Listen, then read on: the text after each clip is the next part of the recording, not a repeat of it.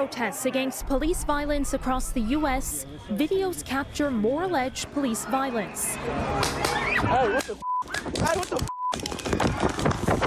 The demonstrations gripping the nation have put police tactics on open display, amplifying calls for accountability.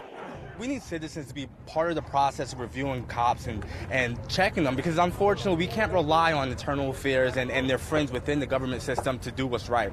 As citizens of each community, each town across the nation, we need to be part of that change and make sure that we are holding the police accountable.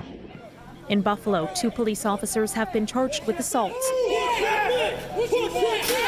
In this video shared widely online, a 75-year-old protester is seen shoved to the ground by officers in riot gear. They keep walking as the man's head bleeds on the sidewalk.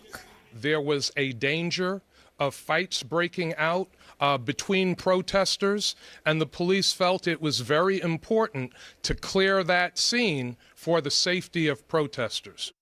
The mayor is promising a full investigation into the actions of officers seen on the disturbing video. But in other American cities and states, officials are going even further and cracking down on aggressive tactics by local police forces. The governor of California calling for the end to chokeholds. At the end of the day, a carotid hold that literally is designed to stop people's blood from flowing into their brain, that has no place any longer in 21st century practices in policing. In Denver, a federal judge limiting officers' ability to unleash tear gas and rubber bullets on protesters. The Denver Police Department has failed in its duty to police its own, said the ruling. In Seattle, I issued the order to suspend the use of CS, or what other people may call tear gas, for crowd management purposes.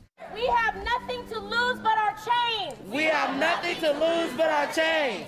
By daytime, nationwide anger over George Floyd's death has drawn largely peaceful protests in dozens of American cities. In some pockets, they're followed by looting, vandalism, and violence by nightfall.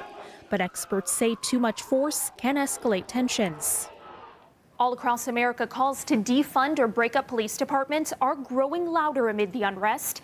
In Minneapolis, the city where George Floyd was killed at the hands of the police, a member of the city council posted on Twitter they're going to dismantle the police. And he added, "When we're done, we're not simply going to glue it back together. We are going to dramatically rethink how we approach public safety and emergency response." For City News, I'm Caryn Ceolin.